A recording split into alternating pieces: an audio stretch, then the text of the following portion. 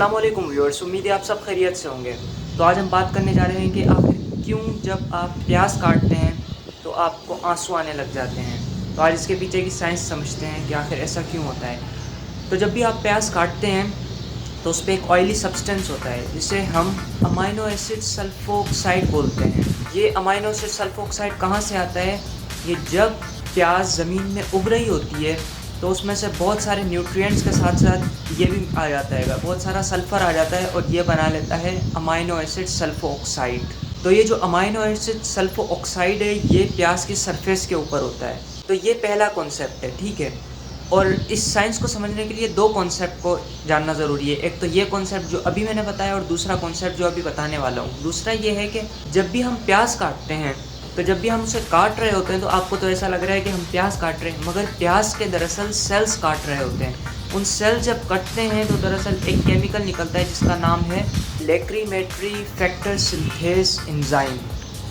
तो ये दरअसल केमिकल जब उस पहले वाले यानी अमाइनो एसिड सल्फोक्साइड के साथ मिलता है तो एक कंपाउंड बनता है जिसको हम कहते हैं सल्फेनिक एसिड। मगर सल्फेनिक एसिड एक ऐसा कंपाउंड है जो कि हाईली अनस्टेबल है। तो वो सल्फेनिक एसिड दरअसल कन्वर्ट हो जाता है ऐसा नाम वाले कंपाउंड में जो कि नाम लेना जिसका बहुत ही ज़्यादा मुश्किल है। वो है सिन प्रोपेन इथाइल एस ऑक्साइड। भाई फॉरगेट अबाउट नेम, इस नाम को भूल जाइए, इस नाम को याद रखने की कोई ज़रूरत नहीं है, सिर्फ इसके पीछे की साइंस समझने की ज़रूरत है। वो है दरअसल यही होता है, यही कंपाउंड है जो कि सारे फसाद की जड़ है।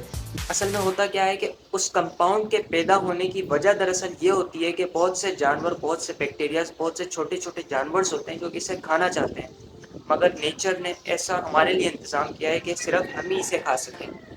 वो क्या है? वो ये है कि ये जो कंपाउंड है जो कि अभी नाम लिया है जिसका मैंने, S propane ethyl S oxide, ये दरअसल आकर उन बैक्टीरियाज को दूर भगाता है कि भाई जाओ, इसको इंसान ही खाएगा। दरअसल ये वजह है कि वो ये केमिकल निकलता है, मगर साथ ही ये केमिकल आ जाता है अगर जब ये उगाती है। तो दरअसल जब भी हम इसे प्याज का छिलका उतारते हैं, जब भी हम इसे काटते हैं, तो वो केमिकल हमारी ऐसी सरफेस में जाना चाह रहा होता है कि जहाँ पर पानी हो। तो सबसे ज़्यादा करीब हमारी आँख के अंदर जो वाटर होता है अगर, यानी फिर वो कंपाउंड जाकर हमारे लैक्रिमल ग्लैंड्स यानी वो जगह जहाँ से हमारे आंसू निकलते हैं उसको एक्टिवेट करता है कि भाई आंसू निकालो। तो वहाँ से आंसू निकलते हैं क्योंकि ये एज एन इरिटेंट काम करता है हमारी आँखों के लिए। और यही वजह है कि ये जो आंसू निकलते हैं हम इसे रिफ्लेक्स टीयर्स बोलते हैं। 3 तरीके के टीयर्स होते हैं, ये एक रिफ्लेक्स और एक इमोशनल और तीसरा होता है बेजल। बेजल जो हमारी आंखों में आमतौर पर पानी होता है, जो आमतौर पर आपको पता है हमारी आंखें नम रहती हैं, तो इसी वजह से रहती हैं कि वहाँ पर बेजल टीयर्स होते हैं। इमोशनल टीयर्स जब भी हमारा दिल दुखता है उस वजह से, और रिफ्लेक्स टीयर जब भी कोई तिनका वगैरह फंस जाए या फिर कोई इसी किस्म का, या फिर ये जो मिसाल दी गई है इसका भी है यही रिफ्लेक्स टीयर्स।